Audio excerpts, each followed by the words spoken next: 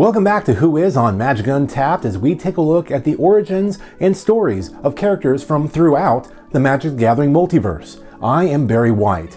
In this episode, we're looking at the story of a character who was a proud leader of men in one timeline, only to little more than a peon in another.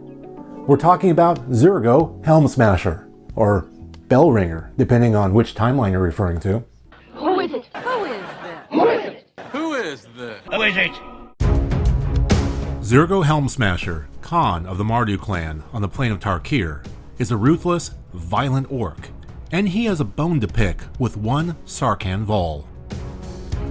Vol had been one of his generals, whom had, as far as Zurgo cares, deserted the Mardu mid-battle, leaving his troops to die. Once he learned that the coward had returned to the land, he mobilized his army in hunt of the deserter. Traveling through hostile lands controlled by the Temur, Zurgo's forces faced increasing losses. As morale got worse and worse, challengers arose to put Zurgo to task for what seemed like a fruitless mission.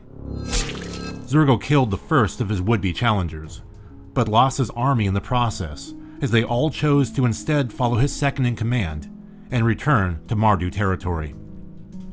Zurgo, realizing that he can only regain rightful leadership after personally killing Vol, became even more determined.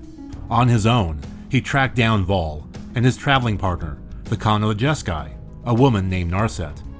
Viciously, he dueled them both, killing Narset, whom had been playing interference as Vol slipped into a place known as Ugin's Nexus, falling out of time altogether. The sun rises on a new day in Tarkir, and Zurgo, a peon in the Kolaghan clan, rings the bell, as he's done for years. The orc, whom is looked down upon by most all in his clan and is constantly bullied and harassed by Tarkir's dragons, just goes through the motions as he has most all his life. That is, until the plane was threatened by something no being on Tarkir could ever have imagined. A strange, metallic army had somehow appeared on the land and was slaying or converting into its own fold every living thing in sight. Zurgo, understanding that dragons and non-dragons alike did not stand a chance against this new threat unless they banded together, swallowed his bitterness and what little pride he had, and approached one of the plane's dragon lords, the one that he felt would be most likely to listen to reason, Ojutai. As dragons and non-dragons alike fell one after another across Tarkir, Ojutai listened to Zurgo's pleas and reasonings. Ultimately, the dragon lord agreed with the orc. Together, Ojutai and Zurgo fought against the advancing threat, one they would learn are called Phyrexians.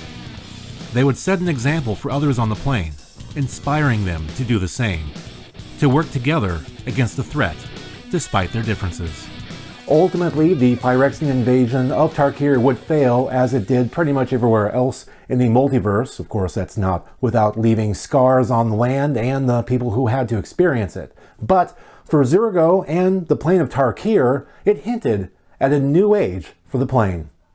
Thank you very much for watching. I hope you enjoyed this video. If you did, please hit that like and subscribe button. And we also have a tip jar on Patreon if you're feeling so generous and want to support the channel that way. Thank you very much.